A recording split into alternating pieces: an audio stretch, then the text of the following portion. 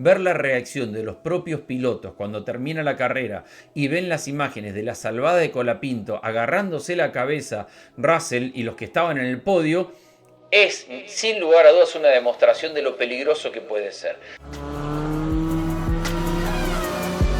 ¿Qué tal, amigos de Bolavit? ¿Cómo les va? Les saluda Andrés Agulla y aquí estamos para hablar de Fórmula 1 porque estamos en una semana donde no se puede parar. Venimos de la apertura del campeonato, Gran Premio de Australia, la victoria y el dominio total por parte de los Mercedes. Russell es el líder, el principal candidato a pelear el título. ¿Cuánto falta para todo eso y cuánto tenemos que ver? Ya se viene China, un circuito con características distintas. Vamos a hablar de Colapinto, vamos a hablar de Checo Pérez y vamos a hablar de cómo llega la categoría a esta carrera. Primero y principal, no pudo evitar la Fórmula 1 la narrativa de la batería. Y al final de cuentas terminó siendo el tema principal a lo largo de todo el fin de semana, porque Australia era un circuito, como habíamos hablado acá, que castigaba mucho el consumo de batería y que hacía que, sobre todo en la recta opuesta, antes de llegar a la curva número 9, los autos perdían acelerador a fondo hasta 50 km por hora. Y eso, en la Fórmula 1 y a la hora de clasificar, es durísimo de ver. ¿Cómo le explicás al hincha o por qué el hincha tiene que entender que un auto con el acelerador a fondo, en vez de ir cada vez más rápido, va cada vez más despacio? De hecho, Colapinto es el piloto más rápido de toda la carrera, 344 km por hora llega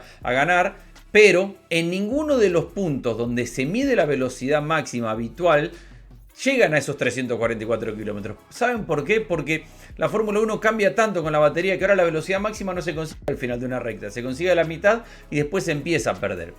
Esto ha desdibujado por completo el escenario y obviamente hay opiniones. Los que le va bien opinan a favor, Mercedes está feliz de la vida, Russell dice al que no le gusta que se vaya a correr a otra categoría, el resto, los que tienen que descubrir velocidad, cómo manejar, el famoso utilización de la energía, cómo la energía pasa de la batería al tren trasero y se mezcla con la que viene del motor. Se mete en un tecnicismo que no lo entiende prácticamente nadie. Pero lo más importante, va en contra de la naturaleza de la Fórmula 1. Después, claro, cuando vemos esas primeras 12 vueltas y la pelea entre Russell y Leclerc, es fantástico, es admirable, fenomenal, es impresionante. Pero es algo que los propios equipos habían anticipado y definían como el efecto yo-yo. Es decir, yo tengo batería para ir y para pasarte, y vos tenés batería para recuperar y para volver a pasarme. Y por eso entre Russell y Leclerc se pasaron 6-7 veces, básicamente porque el que tenía la batería tenía el poder, iba y pasaba, pero una vez que pasaba se quedaba sin batería y el otro auto le volvía a recuperar la posición. Y eso pasó varias veces y este efecto yo-yo se espera que se vaya apagando o vaya apareciendo menos en la carrera en las próximas carreras. Ahora, hay sí cuestiones que los propios pilotos dicen son un poco peligrosas. Si analizamos detalladamente la largada, obviamente que queda la imagen de Lawson detenido y una salvada milagrosa por parte de Franco Colapinto que podría haber terminado en una tragedia.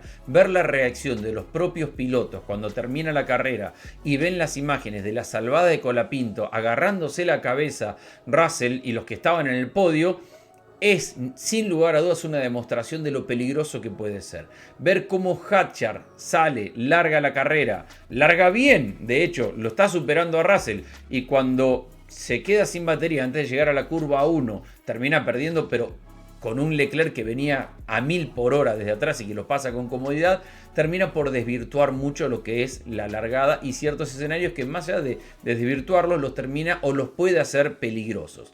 Todo esto se va a ir mejorando, todo esto se va a ir cambiando, todo esto se va a ir adaptando. La realidad es que ganó Mercedes porque efectivamente tenía el mejor motor, lo veníamos diciendo desde las pruebas de Bahrein, lo viene diciendo a gritos la Fórmula 1 y Mercedes había escondido mucho. De hecho, todavía no sabemos cuánto más esconde. Claro, una cosa es el Mercedes de Mercedes y no hablo de rendimiento del Mercedes de Mercedes porque el que construye su motor tiene ventaja.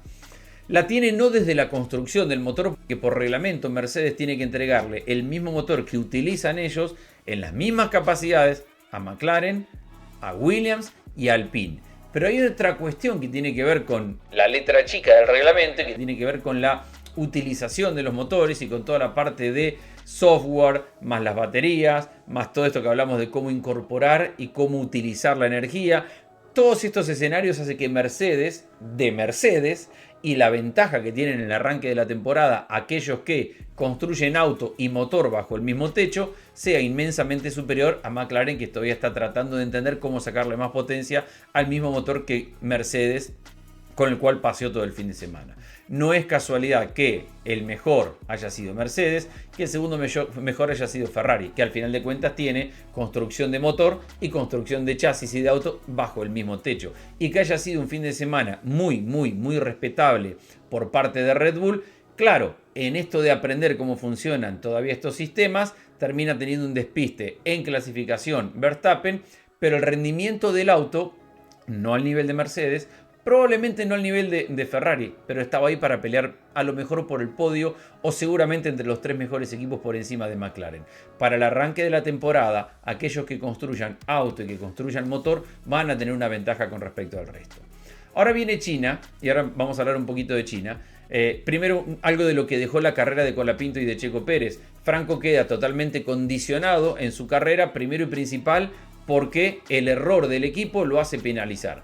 Y la penalización te conlleva a otros errores o a otras decisiones en contra de tu propia carrera.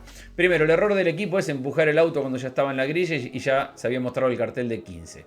Más allá de debatir la regla o no, Colapinto tiene que penalizar parando y siguiendo en los pits. Eso automáticamente te significa una pérdida de 30 segundos. Pero a partir de esa pérdida de 30 segundos tenés que empezar a tomar otro tipo de decisiones. Porque la estrategia inicial de Colapinto de tener un neumático más duro para hacer el primer stint mucho más largo y para terminar la carrera mejor, automáticamente se va al tacho de la basura. Y lo que tiene que hacer Colapinto desde atrás es esperar a ver si le sale algún auto de seguridad, pero al mismo tiempo, y como consecuencia del tiempo perdido por haber entrado a los pits, tiene que dejar pasar a los líderes cuando vienen a sacarle una vuelta. Y no está en una zona de tráfico como para poder sacar ciertos beneficios, incluso de tener un auto un segundo adelante y tener al menos una vez cada tanto el famoso overtake que te da la posibilidad de tener una vuelta con mayor energía, con mayor velocidad y poder recuperar mayor energía. Entonces, esa penalización de 30 segundos automáticamente le condenó la carrera a Colapinto. Lo que no oculta que estuvo por debajo Alpine en el nivel con respecto al que esperábamos. Esperábamos el Alpine de Bahrein peleando por ser el quinto mejor equipo y tuvimos un Alpine en el que Colapinto tuvo que en la última vuelta de clasificación poder pasar de Q1 a Q2 eliminando a un Fernando Alonso con un Aston Martin que estaba en una dimensión de problemas totalmente gigante, muy superior. Casi que no podían girar. Y Franco tuvo que sufrir y hacer esa última vuelta para poder superarlo. Alpine no ha entregado las soluciones ni ha estado al nivel de lo que se esperaba. El potencial lo tiene, pero ahora hay que descubrir y desarrollar ese potencial. Y ese es el golpe más grande que se ha dado a Alpine en la primera carrera del año. Saber que tiene el potencial, que tiene el motor, cómo aprovechar ese motor. Que tiene un chasis bien diseñado. El famoso tema de la energía condenó a Alpine a lo largo del fin de semana y ahora les voy a hablar algo de algunas soluciones para China. Cadillac y Checo Pérez se encontraron con otra realidad. Hay que festejar que Cadillac pudo llegar con los dos autos a la carrera. Hay que festejar que pudieron clasificar. Hay que festejar que estuvieron presentes. Y hay que festejar porque lo hemos hablado. Cadillac está en una situación inusual. Es un equipo nuevo. El equipo nuevo, porque muchos dirán Audi, pero Audi es Sauber y en realidad lo que tiene es un motor nuevo. Cadillac es un equipo completamente nuevo que utiliza motores y cajas de Ferrari, pero que está en el diseño y construcción de un auto por primera vez, con una fábrica en Inglaterra, con 2 fábricas en Estados Unidos, mientras construye su fábrica que va a ser definitiva y decisiva en los Estados Unidos. Y en eso tiene que generar una cultura de trabajo. Por eso se celebró mucho y merecidamente que Cadillac pueda arrancar la primera carrera del año.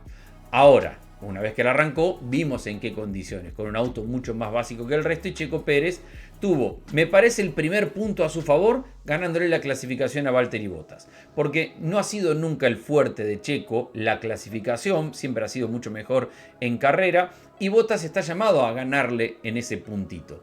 Apenas la primera, apenas un indicio, en medio de todo el caos de la energía, el auto nuevo y todos los problemas. Claramente, Cadillac está 2 pasos por detrás del resto de la categoría y claramente lo vimos en 2 aspectos. Primero, en el funcionamiento del auto, todavía tiene muchos problemas de confiabilidad. Incluso a lo largo del fin de semana Checo fue diciendo tuvimos problemas desde parte hidráulica, de combustible, acomodar el asiento. Cuestiones básicas de un equipo nuevo que el resto de los equipos tienen totalmente resuelta. A verlo en la carrera como finalmente en una distancia de competencia, superándolo, haciendo más de 300 kilómetros en carrera, corre Checo con el espejito vibrando y suelto prácticamente toda la carrera. Y cuando le dicen por la radio, te lo vamos a arreglar, Checo se ríe diciendo, ¿cómo me lo van a arreglar si estoy acá con el espejo vibrando y que está suelto en una parte? Es decir, Cadillac viene 2 pasos atrás. Es mucho mérito estar ahí. En eso, que haya podido terminar la carrera, aunque sea 3 vueltas atrás, hay mérito en Cadillac. A partir de ahora, como todos los equipos, tiene que agachar cabeza y mejorar, porque el resto va a mejorar y Cadillac debería mejorar al mismo nivel o más rápido del resto como para ir acortando la brecha.